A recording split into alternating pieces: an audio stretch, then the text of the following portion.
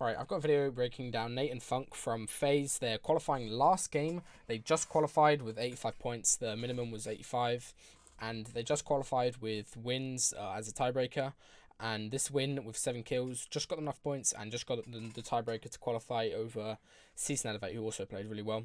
I've been watching over Funk being a support player for Nate, as Nate's allowed to get a lot of kills towards end game. And also just want to watch just early game rotate that they do onto the first moving zone. So you can see here 12 seconds before moving, going completely across the river. I'm just going to watch what Nate does and then also what Funk does. So Nate has a jump pad and they've got one ball just sitting in their box. So you can see here, Nate jump pads, chooses a spot, tank Storm to get it, and then, oh, why is Funk not taking the jump pad? Swap over to Funk's POV. Really nice play by him just to secure them this early high ground. He actually just takes the ball instead of the jump pad. Obviously, no risk of getting shot while you're on the ball. And look at this high ground take he does. Just cleanly builds over this guy. This guy has no clue what's going on. And he to get high ground for free. Not for free, effectively, but no one really contests them after he gets to this point. Obviously, he's got to cross the whole way over the river, which is a bit sketch. But they do good pathing as a duo to get across. Okay. Right now, Nate's still trying to come up to Funk, but obviously you want to cross. You don't want to be on high ground as you cross the river. Very sketchy with RPGs, especially with the amount of people that land on them in just in a second. Alright. For now, you see they try dropping down. A couple of people actually go for high ground from behind them, tank Storm to get it, and they realise it's probably not worth it. Let's just keep going towards Storm. They drop down together, so start executing a pinch from above and below on this one guy. And this is when Funk takes over. He just says, I'm just going to path. Obviously, he doesn't need to cover his left or right, so there's nobody on their level. Paths over here. Connects here. And builds a little path forward again towards Storm. And then comes back and looks at picks. Which is a great opportunity to come back for picks as he ARs this one guy down. Gets on a limb there. Obviously, they're quite spit, so Funk's just playing for himself right now. Nate Hill's on the bottom. And this is a really nice play by Funk. See, he spots this guy just building his level on himself here. Puts a floor down to get a big tag on him. Goes over the top, gets behind, ramps over, gets the edit down on this one guy. Gets the limb, and the other guy obviously is desync, but he placed a trap on that wall. So Funk tanks Storm just to go around, regroups with Nate, gets on top, realizes he's safe, edits down, very cleanly done. They regroup, half mats, all that. And this is when they're low ground and they need a pick.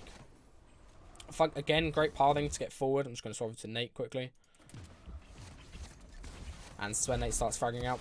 Obviously, Funk just built this amazing tunnel for Nate to get a lot of picks and try working angles from. Goes up a level. Obviously, you don't want to be on that congested low ground with a lot of people around. Gets a kill on this guy trying to use a shadow bomb. Goes for the mats. Obviously, he doesn't want to goldfish the mats as Funk did because it's quite risky if you're just in this congested spot here. Gets the rift as the other guy panic rifts, and this is when they go for the high ground take. After they fly down just in a second.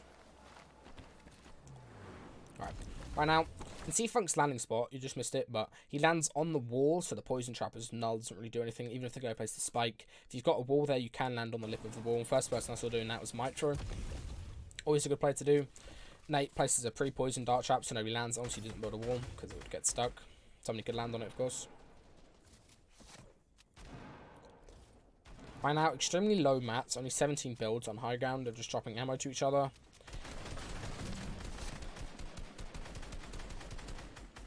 Both pressuring, getting tags on people. This forces people, if you're spraying from above with this scar, forces people to be very passive. They're not going to build up. They don't want to really keep building on a level. They just want to go down and get away from you.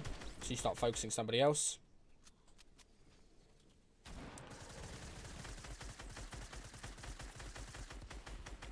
Right.